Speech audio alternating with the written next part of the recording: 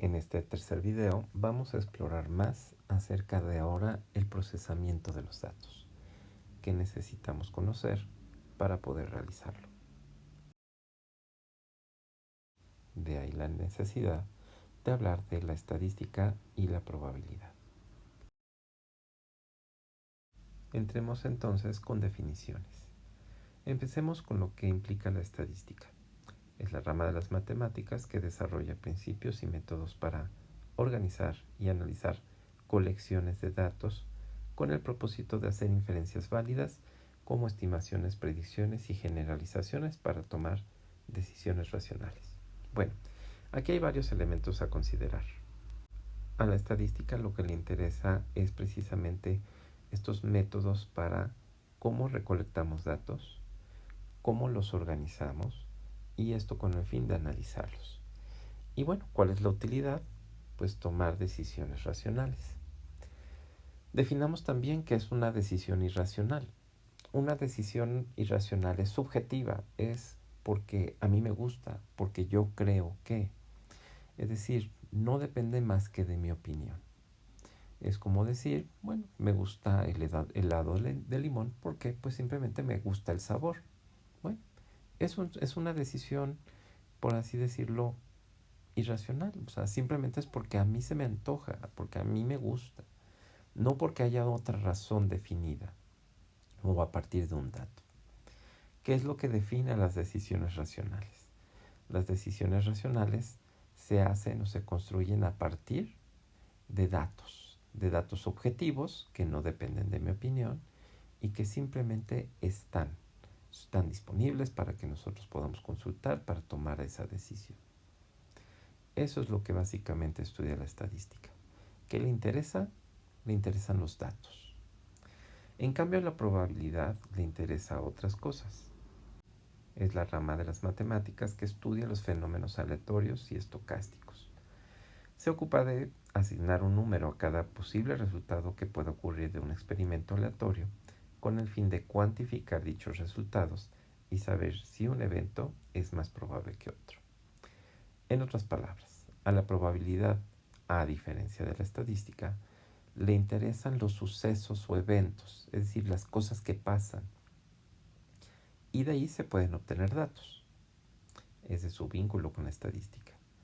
Pero cuando hablamos de el estudio de fenómenos aleatorios estocásticos, por aleatorio significa al azar. Y por estocástico significa que en esos fenómenos hay una serie de posibilidades que pueden ocurrir cada vez que sucedan. Pongamos el ejemplo del clima, fácil de entender.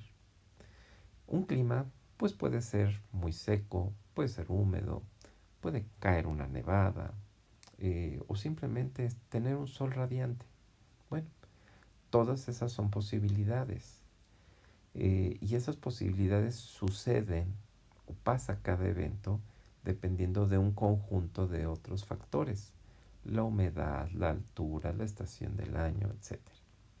Entonces, ¿qué sucederá el día de mañana? Bueno, se puede probabilizar a partir de datos de hoy y entonces se calcula o se estima qué es lo que sucederá para el día de mañana. Así es como calculamos el clima. Tenemos un conjunto de conocimientos, de datos previos que nos permiten definir lo que sucederá mañana o en 7 días. Por lo tanto, resumiendo, mientras que a la estadística le interesan los datos y cómo organizar para analizar esos datos, a la probabilidad le interesan los eventos o sucesos, es decir, las cosas que pueden suceder de manera aleatoria. Con lo anterior entonces definamos fenómenos aleatorios y determinísticos. Los aleatorios son aquellos en donde hay ese conjunto de posibilidades, de alternativas, y que se pueden realizar o se pueden calcular a partir de ciertas condiciones que nosotros podríamos determinar. Mientras que los determinísticos simplemente suceden.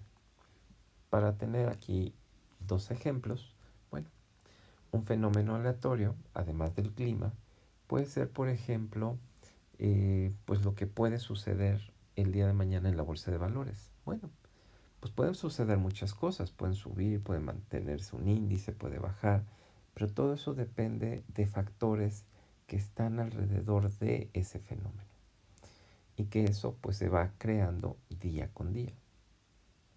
En cambio, un fenómeno determinístico pues simplemente es un fenómeno que siempre da el mismo resultado. Por ejemplo, si yo tomo pues un objeto y lo dejo caer, ya sé que va a caer. ¿Por qué? Porque hay una fuerza de gravedad que inclusive se puede estimar, se puede calcular. Y si yo repito el experimento, va a suceder siempre exactamente igual. Es decir, va a pasar lo mismo. ¿Por qué? Porque simplemente aquí hay constantes que determinan. La fuerza de gravedad es una constante y esa aceleración es igual aquí y en cualquier otra parte de este planeta. De tal manera que puedo calcular el tiempo que tarda un objeto en ser soltado a una altura determinada y toque el piso. Y no me falla ni un segundo. Esos son los fenómenos determinísticos, pero esos no los estudia la probabilidad. No hay nada que probabilizar porque ya sé el resultado y es un resultado único. Los que le interesan a la estadística y a la probabilidad son los fenómenos aleatorios, es decir, aquellos que pueden tener una variedad de opciones. Profundizando en la estadística, vemos ahora los tipos que hay. Básicamente los dividimos en dos, la estadística descriptiva y la inferencial. La estadística descriptiva hace eso precisamente, describe datos, es decir, se encarga de recolectarlos, tratarlos de organizar, es decir, distribuir qué tanto se repite cada uno de estos datos, y eso se le llama una distribución de frecuencias. Una vez que están organizados esos datos, pues podemos tratar de calcular algo.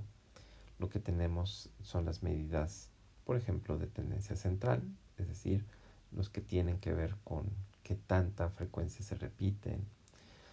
Las medidas de variabilidad, es decir, la diversidad, el cálculo de la diversidad de esos datos, así como la simetría y la kurtosis, que ahorita veremos en el modelo de la curva normal.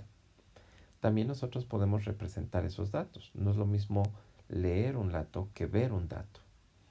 Yo puedo, por ejemplo, representar a través de un gráfico un conjunto de datos y que eso me permita tener una mejor comprensión de ellos. Por otro lado, tenemos a la estadística inferencial. Esta hace precisamente una toma de decisiones, es decir, organiza un conjunto de datos, los compara, los analiza y a partir de ese análisis podemos tomar decisiones. Si son igual, si son diferentes, si provienen de una misma fuente, en fin, dependiendo de la necesidad de lo que queramos saber de los datos, pues nosotros podemos tomar estas decisiones. Y esto se hace a través de unos análisis que solemos llamar pruebas de hipótesis. Ahora bien, estos datos precisamente son variables, diferente a una constante que son las que vemos en los fenómenos determinísticos. Las variables precisamente hacen eso. Son magnitudes que pueden ir cambiando, que pueden ir variando en la resolución de un problema. Eso es lo que podemos definir como una variable. Ahora bien, desde el punto de vista metodológico, podemos definirlas como de tres tipos: las variables independientes, las variables dependientes y las variables extrañas. Una variable independiente es aquella que precisamente pues nosotros podemos modificar. Por ejemplo, yo puedo cambiar el precio de un producto y el efecto de ese cambio lo voy a ver en la variable dependiente. Es decir, si mis consumidores lo compran o no lo compran. Esto implica que hay una relación pues causal, una relación directa entre mi variable independiente y la dependiente. Pero a ellas se suman las variables extrañas. Se les da ese nombre no porque no las conozcamos. De hecho, una variable extraña puede ser perfectamente conocida. Lo que desconocemos es el grado de efecto que puede llegar a tener en el fenómeno que a nosotros nos interesa estudiar. Pensando, por ejemplo, en un caso, la bolsa de valores. La bolsa de valores pues obviamente pues puede cambiar, el valor de una acción puede cambiar, pues dependiendo de una serie de factores. Por ejemplo, están ligados pues obviamente a los factores de empresa. Pero por ejemplo, una variable extraña puede ser pues qué tanta confianza hay en el mercado o qué tanta incertidumbre hay en el mercado. Y entonces esa variable extraña va a modificar el precio de las acciones, pero bueno, no sabemos cómo va a ser esa influencia. No sabemos si beneficiará, si perjudicará, hasta que vemos realmente el resultado y eso nos va a ayudar a tratar de tener una dimensión más clara de esa variable extraña. Entonces, las variables que a nosotros nos interesan, pues son estas variables independientes y dependientes, pero las que podemos controlar y manipular son las independientes. Su efecto lo vemos en las dependientes y alrededor están estas variables extrañas que si bien no podemos controlar, vamos a tratar de entenderlas. De hecho, si queremos hacer un efecto para probar una variable, pues lo que más nos conviene es tratar de mantener constantes a las variables extrañas. Esa es la dinámica desde el punto de vista metodológico. Ahora bien, desde un punto de vista estadístico, podemos tener variables discretas o categóricas y las variables continuas. ¿Cuál es su diferencia? Las variables discretas o categóricas son aquellas variables que solamente pueden tener valores enteros. Es decir, se pueden representar a través de números, pero solamente números enteros. Por ejemplo, si yo tengo o no tengo un tenis, o un zapato, unos zapatos. Bueno, pues en este caso, si tengo o no tengo, pues se puede representar con un 1 con un 0. Pero no hay un medio tengo, ¿sí? Es como si le preguntáramos a una persona, ¿a ti qué color te gusta? Ah, pues me gusta el rojo. Bueno, no hay medio rojo, ¿sí? O no hay azul punto 4, no existe. Son variables que solamente aceptan valores enteros. Por otro lado, tenemos las variables continuas, en donde sí podemos tener decimales. Es decir, podemos tener valores enteros, pero también con decimales.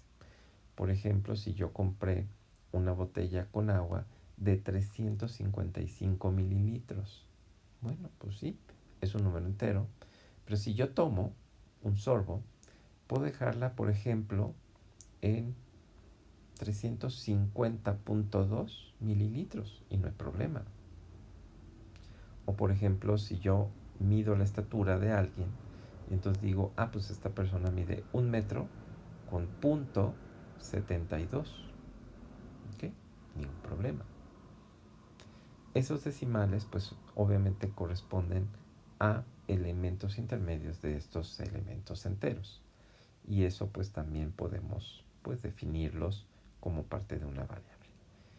Eso es básicamente la diferencia entre las variables discretas o categóricas, donde solamente hay valores enteros, o está presente todo el entero o no está, y las variables continuas sí aceptan decimales. Ahora bien, ¿todas las variables miden lo mismo o pueden medir de la misma manera? La respuesta es no. Vamos a dividirlos en niveles de medición y tenemos 4 niveles de medición. Vamos del de menor jerarquía al de mayor jerarquía. Y el primero que aparece es el nivel de medición nominal. El nombre nos ayuda mucho, nos define nombres. Por ejemplo, la variable color. Los colores, pues tenemos el rojo, el blanco, el azul, el verde, el café, el amarillo, el rosa. Tenemos muchos colores.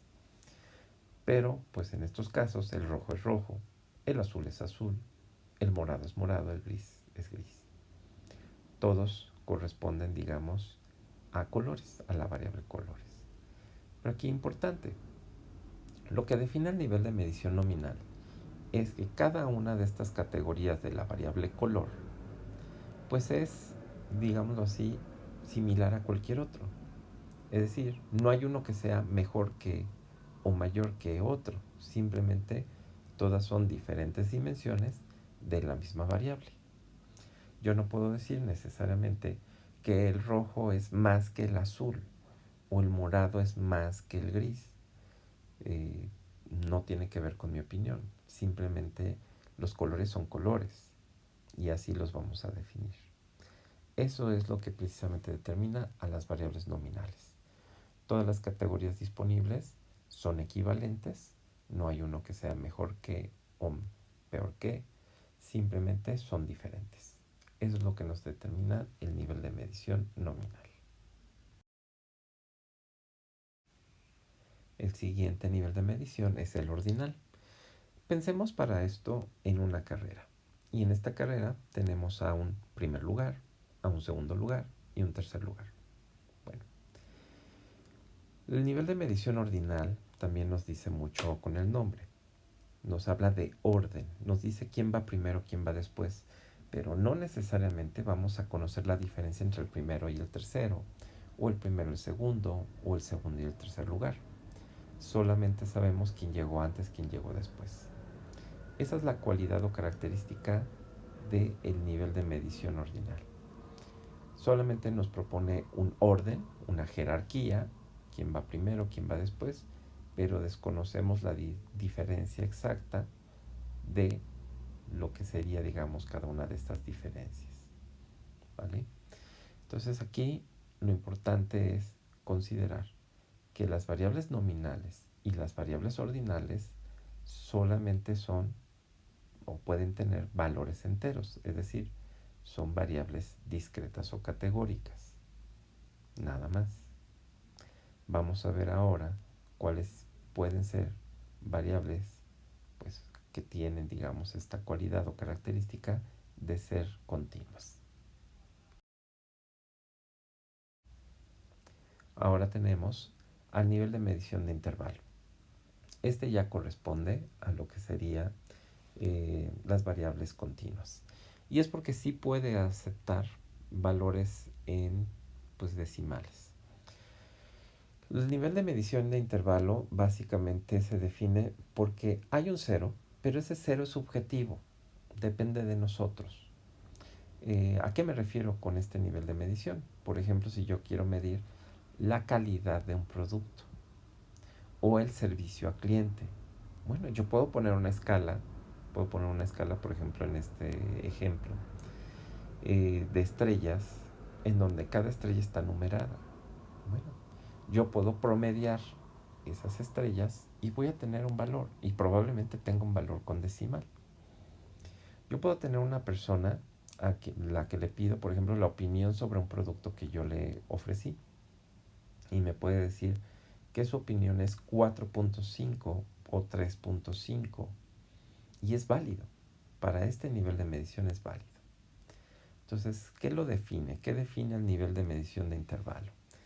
Que pues hay una diferencia, hay un intervalo específico entre un valor y el que sigue, de ahí el nombre de intervalo, pero el cero es relativo y desconozco la diferencia exacta entre cada uno de esos criterios. Yo puedo saber en una carrera quién llegó primero, quién llegó después, pero no necesariamente la cantidad específica de diferencia.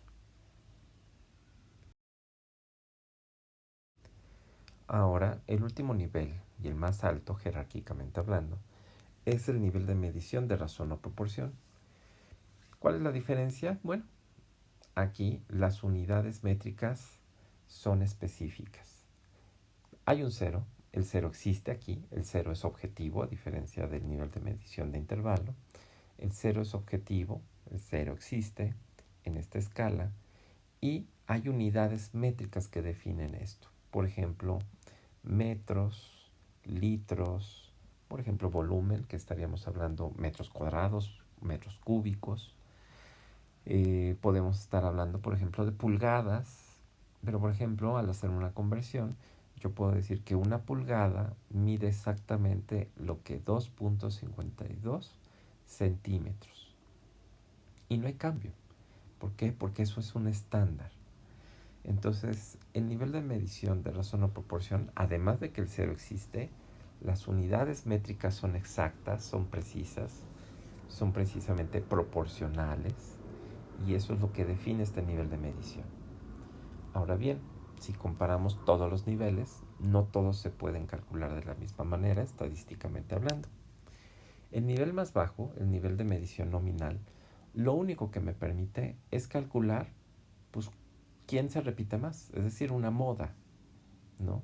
Yo puedo contar el número de rojos de un objeto y el número de azules de un objeto, pero no más allá de eso.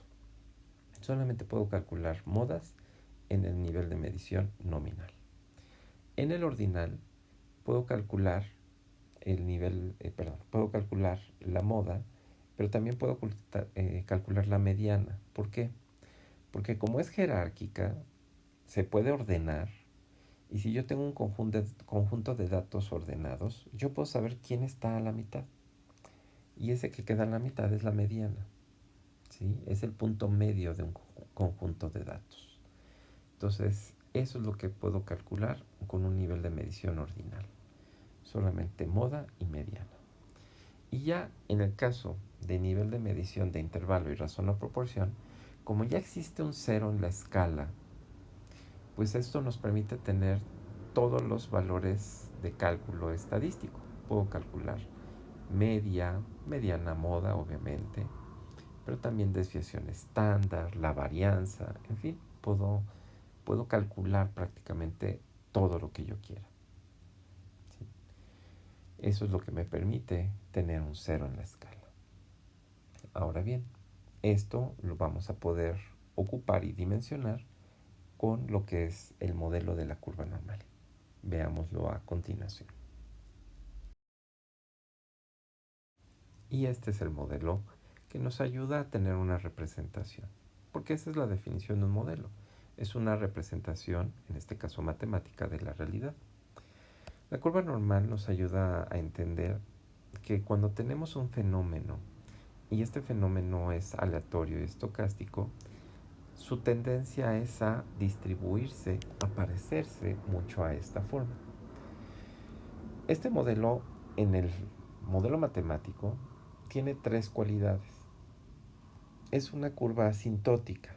Eso significa, si vemos los extremos, que no va a tocar jamás no va a tocar el eje. Es decir, jamás llega a cero. Yo puedo tener un punto 0,00000 y un 1 al final.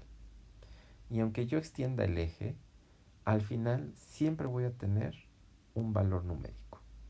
Es decir, jamás me cierro al 100%. De hecho, si sumamos todas estas cantidades que representan el área bajo la curva, lo que vamos a tener sumado es un 99.98. Ese punto 0,1 se escapa en cada una de las colas de la distribución, que es el nombre que recibe los extremos de esta curva normal.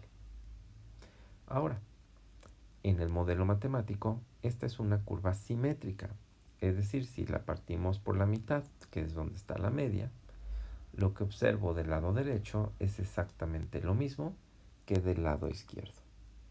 Es decir, tiene una simetría. Y por último, si mido el área bajo la curva, es decir, ese espacio que representan estos porcentajes, voy a tener un 1. 1 que si bien es el espacio que se encuentra dentro o debajo de esa curva, pues tampoco voy a obtener ese 100% porque es una curva asintótica. Aquí lo interesante es que el valor de 1 también representa a la probabilidad total. Es decir, si yo hablo de un fenómeno, bueno, ese fenómeno puede ir de 0 hasta 1. Es decir, de no sucede, que es lo que representa el 0, hasta 1, que es lo que sucede.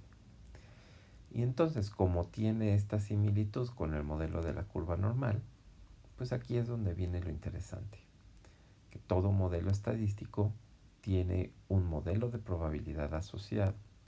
¿Por qué? Porque al calcular pues un valor estadístico, pues implícitamente también estoy calculando su probabilidad. Por ejemplo, tomando este esquema, supongamos que yo tengo a 100 personas y estas 100 personas las meto aquí, dentro de esta curva. Bueno, los que están cerca de la media, Por ejemplo, del lado positivo, representarán a 34 personas y bueno, pues un brazo de otra persona adicional, 34.14. Esas son, digamos, las personas que estarían ocupando este espacio. Y así en cada uno de estos valores porcentuales. De todas maneras, el 100% lo voy a obtener al acumular a todas estas personas en esa área bajo la curva. Aunque haya áreas muy pequeñitas, por ejemplo las que están en los extremos, donde prácticamente voy a tener a 0.13 de una persona, casi sumarlo, ¿no? Entonces, eso es lo que representa esta curva normal y nos va a ayudar a entender un poco mejor más adelante, pues, los cálculos estadísticos acerca de lo que estamos realizando. Bueno, por mi parte sería todo de este tema. Vamos a revisar las actividades dentro de la plataforma y las dudas o preguntas que puedan existir. Les pediría que pues las apuntaran y vamos a revisarlas en la siguiente clase. Por mi parte en este momento es todo y muchas gracias.